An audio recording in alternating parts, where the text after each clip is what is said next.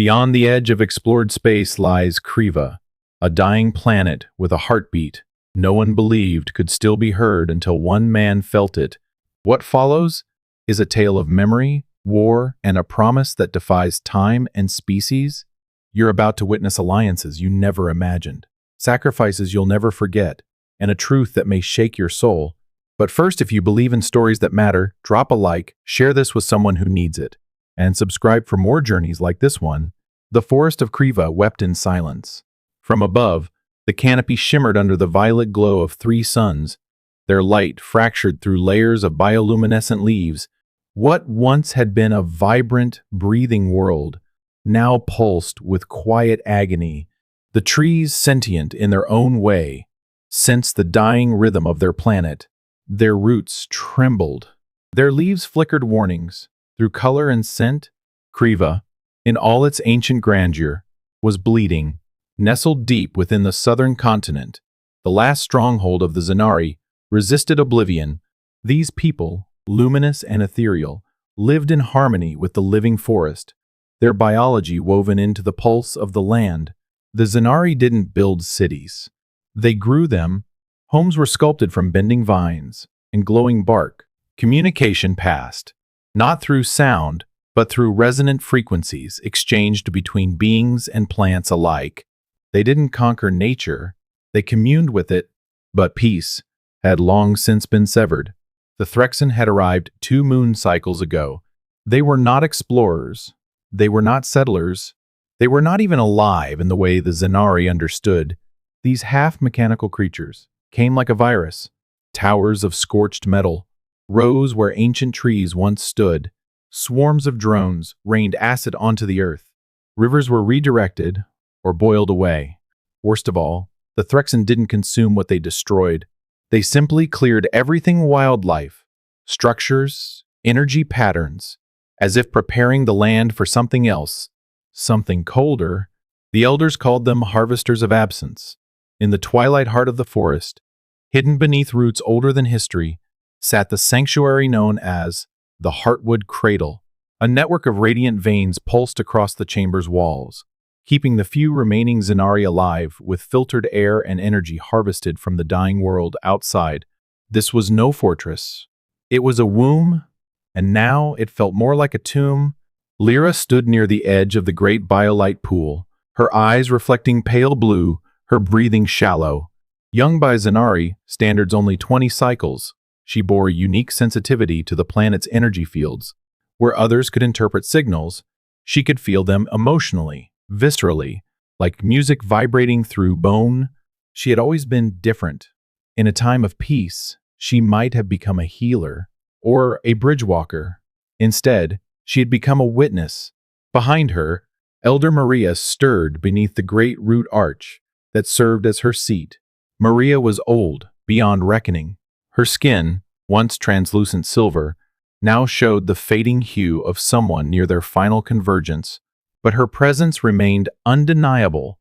The sanctuary bent subtly around her, responding to her breath, her sorrow, her will. Lyra, the elder's voice cracked, yet still carried authority. "Come," Lyra turned, stepping across the smooth vine floor with reverence. "Yes, grandmother." Maria's eyes flickered. "It is time." The girl's chest tightened. "You mean—" The echo. Maria nodded slowly. The movement seemed to cost her. There are no more fleets, no more sentinels, no more routes to call, but there may still be. Memory. Lyra hesitated. But the echo hasn't been used in generations. It's forbidden. What if it attracts them instead of, "Then they will come," Maria interrupted gently. "And if they do not, we are already dead." Silence fell. Even the sanctuary seemed to pause its soft hum. The echo of the root was a ritual of last resort, a signal encoded in thought, scent, and harmonic resonance, broadcast not through machines, but through living networks that spanned the galaxy. It was said to reach places no antenna could. It had been used only once before, and that time it had summoned something unexpected. Maria rose slowly, painfully, and stepped toward the central spire of the chamber. From above, a tendril of the heart tree descended, pulsing with faint green light. She reached out and pressed her hand to it. The tendril responded, wrapping softly around her wrist, like a child seeking comfort. "I remember," she whispered. His eyes were filled with terror. Dirt streaked across his face, but he still held the broken beacon in his hands, believing someone would come. He was alone. "We gave him shelter." Lyra's eyes widened. "The outsider, the human child." "Yes," Maria said. "He was lost. Abandoned by his own. We did not ask why. We did not ask what he was. We only saw that he needed us, you think. He might hear this." "I don't know," the elder replied. "But I believe that some kindnesses echo longer than logic allows." The roots around the spire began to hum, a deep, melodic vibration that made the walls resonate. Lyra stepped forward, gently offering her hands to join the ritual. Maria grasped them, and together they closed their eyes. They opened their minds to the root network. Pain, sorrow, memory, hope all became one. The spire pulsed brighter. Outside the chamber, trees began to glow in soft waves, responding to the signal being formed. High above, in the darkening sky, a single beam of color shimmered through the clouds, a spiral of light no natural weather pattern could produce. Somewhere, far beyond the sky of Kreeva, someone might hear it. The elder's voice, as faint as the wind, whispered one final phrase into the pulse of the forest. "The seed you planted is returning." And the forest, in its final breath, sang. The stars beyond Outpost 17 flickered like old memories, distant, silent, persistent. In the cold observation deck of the orbital station, Eli Ward stood alone, his breath fogging the reinforced glass as he stared into the black sea beyond. He had been watching the same patch of space for almost an hour, unmoving, as if waiting for it to speak. And then it did. The pulse was faint, not something that would register on standard communication arrays. It came not as a message, but as a sensation of vibration through the station's core. A hum in Eli's bones. It was ancient, layered with meaning beyond language. It made his scar itch, the one beneath his right collarbone, where something organic had once fused with him during a childhood. He tried not to relive, but he knew this feeling. He had felt it only once before, on Kreeva. He reached into the inner lining of his uniform and pulled out the small token he always carried, a curled fragment of bark, smoothed by time and travel, etched with circular runes. It had been pressed into his hands by someone who didn't speak his language, but had given him sanctuary when no one else would. A stranger from a dying world who had cradled him like a son. Eli closed his eyes. He didn't need translators or instruments to know what the pulse meant. They were calling for help. Later that night, in a dimly lit war room that wasn't supposed to exist, Eli activated a secure channel buried beneath layers of red tape and forgotten directives. The console buzzed faintly before stabilizing. 3 faces blinked onto the screen, trusted, worn, hardened. The first was Lieutenant Myra Vale, her hair tied back, her eyes as sharp as ever. Once a leading biologist on interspecies ecological integration, she had abandoned the academic world after losing her younger sister during a diplomatic evacuation gone wrong. Myra believed in bridges between peoples, between ecosystems, between past and future. She believed in second chances, especially for worlds that had already been left behind once. Next was Logan Hux, arms crossed, half-shadowed, a former elite marksman turned reclusive. He'd been the only survivor of a Black Ops mission, disavowed by the same leaders who had ordered it. Since then, he trusted nothing and no one except Eli. Lastly, there was Dr.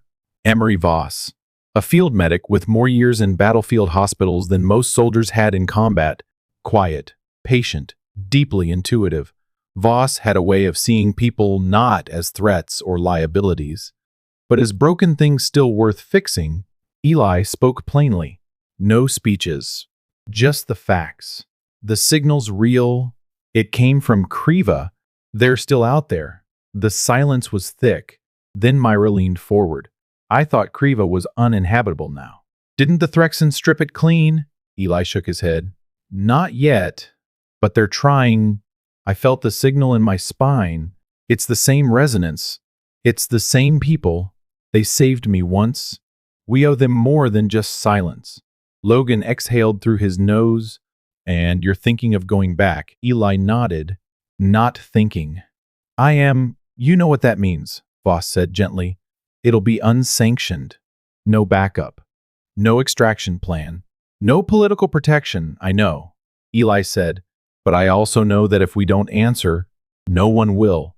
That was all it took. 2 days later, beneath the guise of a training exercise, the four met aboard an old recon vessel hidden inside an abandoned docking bay. The ship had no name painted on its hull, and no registry in any official database. Its systems ran cold until Eli keyed in a sequence, memorized from years ago, an override passed down quietly through what remained of a now defunct interspecies alliance program. The ship came alive with a whisper instead of a roar. As they ran pre-flight checks, a warning came through. A priority intercept transmission from a name Eli knew too well, Commander Ulrich Rhodes. The screen flickered, revealing the hard face of a man who had spent decades keeping peace by erasing conflict before it reached headlines. Rhodes had once been a mentor to Eli. Now he was a gatekeeper and a threat. You're playing a dangerous game, Captain, Rhodes said flatly. There are treaties, protocols. You're stepping outside them. I'm answering a call, Eli replied, evenly. Something you taught me to do. I taught you to survive. Rhodes snapped. This mission is a memory, Eli. Nothing more. You go through with it, and there will be no one to pull you back. I can't protect you. You won't have to. Rhodes didn't flinch. If this goes wrong, I'll shut it down myself. The message ended. For a long moment, the four stood in silence inside the dim cockpit. Then Logan looked at Eli. So, we still doing this? Eli glanced down at the bark fragment in his hand, then at the distant blue dot that was Kreeva on the nav screen. We are, he said. This isn't a mission. It's a promise. The ship detached silently from the dock, its engines calibrated for minimal emissions. No alarms. No official logs. Just four people heading toward a forgotten world beneath collapsing skies. Somewhere below, an ancient forest had reached out, and this time, someone was reaching back. The descent through Kreeva's atmosphere was nothing like Eli remembered.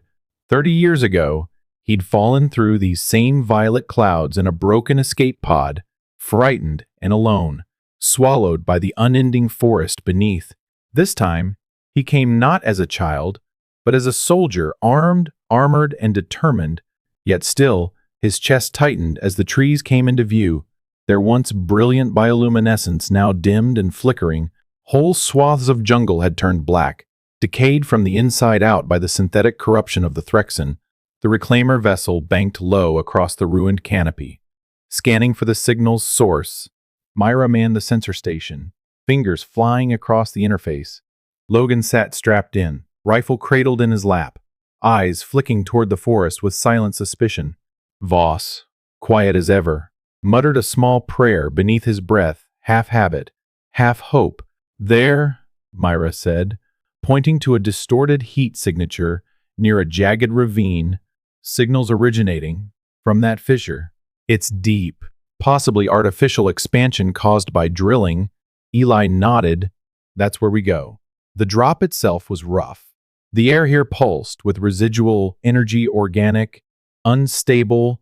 It fought against the ship's stabilizers like a living thing. When the hatch opened, the heat was immediate and heavy, laced with the sharp sting of decaying matter. The once vibrant ground had turned soft and unstable, spongy beneath their boots, soaked with fluids the planet should never have produced. Navigating through the ravine was slow and unnerving. Towering root walls rose on either side, their outer layers carved and seared by weapons fire. Some of the roots still throbbed faintly, trying to heal, trying to remember life. The air grew denser as they pushed deeper, and the hum of energy grew louder with every step. Eli's heart beat in his throat. He had dreamt of this place, though he wasn't sure the memories were real. He remembered soft clicking voices, luminous hands, the scent of the glowing sap that had mended his wounds. And then, as they turned a sharp bend in the ravine, they saw them, Half shrouded in the shadows of the roots stood a cluster of figures, tall and slender, their skin almost translucent in the dim light. They held staff like weapons that pulsed with soft green energy, and their eyes glowed some blue, some gold, some a deep violet. The largest figure among them stepped forward, arms raised, body tense. A young woman. Her expression was not fear. It was a mix of sorrow and strength. Lyra. She did not speak, not at first. The Zanari rarely opened with words. Their language was more than sound. It was resonance, posture, emotion. But Logan reflexively lifted his weapon. Sensing movement, "Hold," Eli said sharply.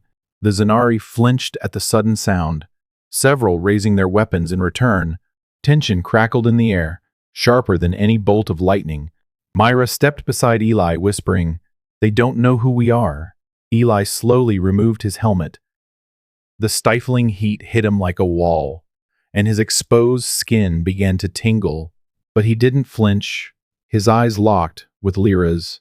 Around her neck, strung on a faded vine, hung a small curved piece of wood, etched with familiar markings. He reached into his uniform and pulled out its twin. Gasps, small, delicate, like leaves rustling, escaped the Zanari. Lyra's hand rose to her token instinctively. Her eyes widened, glowing faintly in a way that wasn't threatening, but stunned. She stepped forward, closing the distance between them until only inches separated the two. Eli placed his own fragment in her palm, his voice steady despite the pounding of his heart. "I came back," he said, "just like I promised." She did not understand his words, but something in the tone, in the raw truth behind his voice, passed through her the way sound passes through water. Her breath caught. Her free hand reached forward and touched his chest lightly, right where his scar pulsed beneath the armor. Recognition. Not of the man, but of the memory. The resonance between him and the bark in her hand vibrated faintly, and she turned, speaking quickly in the melodic clicks and hums of her people. The Zanari lowered their weapons. Logan let out a low whistle. "Well, that's a start." Over the next few minutes, cautious understanding began to form. Myra used a small translator device, patched with older Zanari dialects archived from Eli's original debriefing decades ago. Voss treated a minor wound on one of the Zanari scouts, who watched him with wide, uncertain eyes. Lyra finally led them to a hidden chamber nestled beneath the ravine's edge, a refuge cloaked in living vines and shielded by natural camouflage. Inside, the remnants of a once thriving enclave huddled close. Elders, children, wounded warriors, all clinging to the fragile hope that anyone would come. Eli moved through the chamber slowly, respectfully. He felt their eyes on him, some curious, some cautious, some silently grieving. Then he saw her. Elder Maria lay in a bed of woven roots, her breathing shallow. Time had taken much from her strength, her sight, but not her presence. She turned toward him, as if she'd known the moment he arrived. He knelt beside her. For a long moment, they said nothing. Then Maria lifted a trembling hand and touched the side of his face. "You came," she whispered, her voice barely audible. "I'm sorry it took so long," he replied. Tears welled in Lyra's eyes. Though she did not yet know the full story, she understood what had passed between them was more than reunion. It was the return of something, once thought lost. As night began to fall over the ravine, Eli gathered his team with Lyra and several Zanari scouts. Through translator and gestures, they began planning. The Threxen machine, the one destroying the roots of the forest, had a power core deep within the ravine. The Zanari knew the tunnels. Eli's team had the firepower. Two forces alien to one another, yet bound by shared survival, joined hands in silence beneath a ruined sky. The forest, sensing the shift, pulsed a little brighter. Somewhere above, a storm began to form. The jungle trembled, as if holding its breath, far beneath the outer layers of Kreeva's crust. The Threxen machine stirred, buried within the fractured belly of the ravine, its limbs dug deeper with mechanical hunger, carving away layers of living root to expose the core of the planet's consciousness. It wasn't just mining, It was erasing. The closer it came to the central neural bed of Kreeva the heart root, as the Zanari called it, the fainter the pulse of the forest became. Every branch above grew dimmer, every leaf less vibrant. It was as if the planet itself had gone quiet in fear. Inside the hidden chamber, a war council had formed. Holograms flickered in the dim green light. Projections stitched together from human tech and bioluminescent strands grown from the root walls. Eli stood beside Lyra, studying the tunnel map displayed before them. To one side, Logan cleaned his weapon and practiced silence. On the other, Myra calibrated a small, pulsing canister that emitted waves only visible through polarized lenses, a biofrequency disruptor built from her own fieldwork combined with material offered by the Zanari. The Threxan machine has 3 anchor limbs, Myra explained, pointing to the diagram. Cutting one will slow it. Cutting all 3 will stop it. But we'll only get one shot before it adapts. Lyra translated in soft clicks and tones. Her words passed quickly through the assembled Zanari warriors. Roan, one of the younger fighters, responded with a firm nod, stepping forward to mark a narrow tunnel path. He says this route can bypass the outer sentries. Lyra told them, but it's unstable. One tremor, and the ceiling might collapse. Eli looked at Logan and Myra. We split into 2 teams. Logan and Lyra will take the north corridor. Myra and I will hit the main power relay. Once we cut the limbs, we regroup near the heart root. Works for me, Logan muttered, sliding a fresh magazine into his rifle. Lyra hesitated, her eyes shifting toward Eli. If we fail, the machine reaches the heart root in under 1 hour. Then we don't fail, Eli said, simply. The tunnels beneath the ravine were tight and pulsing with heat. Biolight seeped from cracked root veins, like blood from an open wound, dim and flickering. The Threxan presence was evident everywhere, slick walls blackened by synthetic toxins, sensors humming with a low metallic whine, the occasional patrol drone skittering across ceilings like giant insects. Logan and Lyra moved with precision. She led them through narrow growth corridors, that twisted in ways no human would have recognized as passable. Logan followed close, watching their backs, always listening for the telltale hiss of Threxan plasma vents. They reached the base of the northern anchor limb, a towering metal construct buried in glowing bark, cables like vines wrapped tightly around raw, living wood. The machine pulsed, slowly drawing the planet's essence through thick conduits into a humming processor. Above it, a guard drone hovered, sleek and deadly.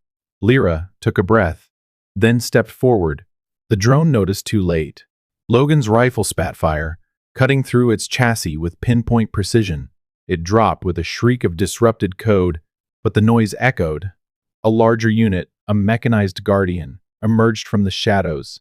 It was twice their size, plated in reflective alloy, a cannon mounted to one arm and spinning plasma saws on the other. Run, Logan growled, pushing Lyra back toward the vines. The machine lunged. Logan fired again and again, rounds sparking off armor. He dodged a slash, rolled behind a root wall, and shouted toward Lyra, who had made it to the anchor limb's access panel. Do it now. Lyra pressed her hands into the vines, syncing with the network. The bioluminescence surged through her body, casting her in a soft glow as she pulsed the override command. The limb groaned. The cables snapped. The machine turned toward her. Logan didn't think. He leapt into its path, unloading his rifle at point blank, until the cannon fired. The blast lit the tunnel like lightning. When the smoke cleared, only his rifle remained. Far away, Eli paused mid-stride as a tremor shook the tunnel beneath his feet. He knew. He and Myra had made it to the power relay node, a grotesque fusion of machine and root. Tubes pulsed with glowing energy, drawn directly from Kreeva's neural bed. A dozen drones guarded it, but the disruptor in Myra's hands sent out a high-pitched pulse that caused the synthetic organisms to glitch and stagger. She hurled the device into the core. It exploded in a wave of green light, shorting the entire grid, but shrapnel tore across the chamber.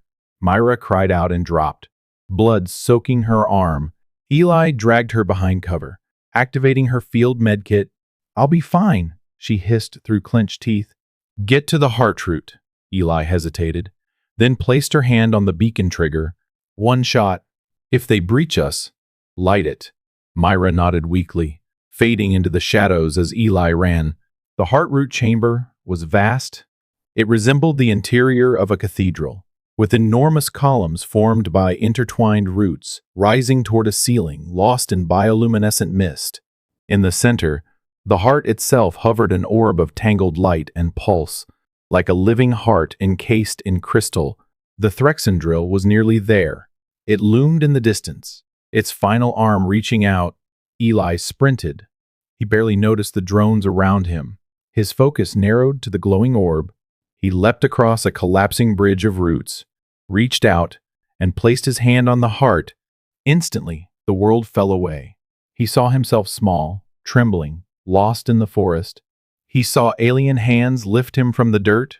He saw warmth, not fear. He saw the moment Elder Maria had whispered to him without words, "You are not alone." Tears spilled down his cheeks as the heart pulsed in return. Kreeva remembered him. The drill reached for the heart, and the forest struck back. The final strike of the forest was not a roar, but a breath, a wave of silent resistance that pulsed through the living roots beneath Kreeva's scorched surface. The heart root, awakened by Eli's touch and Lyra's presence, released a surge of energy that fractured the Threxen drill from the inside out. The machine buckled, its gleaming limbs flailing in slow arcs before collapsing into a heap of flickering metal and blackened circuitry. For a moment, all was still. Above, the canopy, long dimmed by fear and decay, glowed faintly. Across the forest, the roots throbbed again with warmth. The air smelled cleaner. The ground, though scarred, no longer pulsed with pain. The attack had ended, but the cost was still unfolding. Eli rushed back through the twisting passageways toward the sanctuary chamber. He knew before he arrived that something was wrong. The root vines around the chamber had dimmed again, their golden threads paling into pale blue. Inside, Zanari gathered around a shape lying still among the woven roots.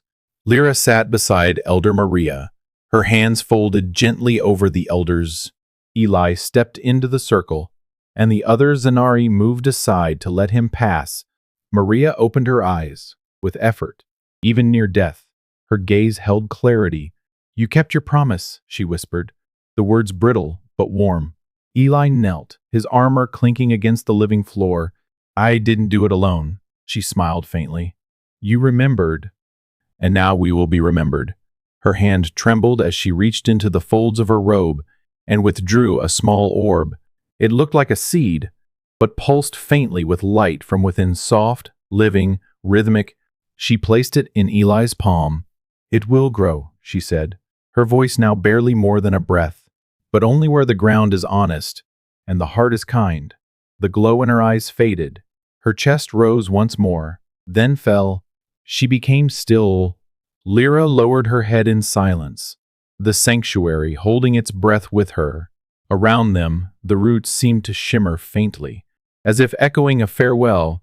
No cries, no panic, just reverence. Eli sat there a long time, his hand clenched gently around the seed. Hours later, as the survivors regrouped and the forest slowly mended, a new figure arrived at the edge of the sanctuary. Commander Ulrich Rhodes stepped through the broken passage, flanked by a pair of silent security officers. His uniform bore no insignia, but the tension in the air shifted the moment he entered. He took in the sight, Zanari helping reclaimer medics tend to the wounded, Lyra coordinating with Myra using half words and half gestures, the heart root glowing steadily once again in the distance. And then he saw Eli. Rhodes walked forward, stopping just short of the sanctuary's inner chamber. His eyes found the bark carving still tied around Eli's neck. He glanced at the orb in Eli's hand. "You disobeyed direct orders," he said, his voice low. Eli stood slowly. "Yes." Rhodes looked at the Zanari around them. One of them, Roan, was helping a human soldier to her feet, bandaging her arm with steady hands. Rhodes exhaled. "And yet, here we are." Eli said nothing. The two men stood in the filtered light of the forest, neither speaking for a long time. Then Rhodes gave the faintest nod and turned away. "We were never here," he said over his shoulder. Understood. Eli understood. Extraction began at dawn. The reclaimer team left no equipment behind, no records, no traceable tech. Only the seed remained, now cradled safely in a reinforced pouch against Eli's chest. The Zanari watched the ships rise silently into the sky, neither waving nor weeping. They knew what this departure meant, and that something greater had been left behind. Months passed. On Earth, far from the noise of the galactic core, in a barren stretch of desert that had once been scorched by radiation and forgotten by planners, a single man knelt in the dust. Eli pressed his fingers into the dry soil, then placed the seed down gently. He covered it with care, patting the ground like a father tucking in a child. No ceremony, no audience, just quiet. He stood and waited. The wind passed through once, twice, then stilled. Then, from the dirt, a soft pulse began to glow, not a flare, not a spark, but something deeper, a rhythm. Like a heartbeat, a stem emerged, thin and silver, topped by a bud that shimmered faintly with colors not seen in any Terran flora. When it opened, it gave off no scent, but those nearby swore they heard something distant, familiar, like the faint echo of voices, speaking across time. From that day forward, the small patch of land around the plant remained green. It spread slowly. It never overtook the desert, but it held it at bay. Scientists studied it. Politicians ignored it. But travelers came, quiet people, dreamers, survivors. They said the air around it felt softer. The silence there felt safe. And if you placed your hand near the plant's roots, some swore you could feel a pulse, not of earth, not of machine, but of memory. In time, no monument was built, no plaque marked the site. But the story passed from voice to voice, of a promise kept, of a seed planted not in soil, but in remembrance. And the truth lived on. No one is ever truly gone. If someone still remembers, when Eli returned to Earth, he brought more than a seed, he brought remembrance. In a world that often forgets, he chose to remember. And because he did, a piece of a lost civilization now breathes in Terran soil. This isn't just science fiction. It's a mirror of who we could become if we chose compassion over conquest, connection over silence. If this story moved you, please like, share, and subscribe. There are more worlds out there, more voices still waiting to be heard. And perhaps more seeds waiting to grow in the hearts of those who remember.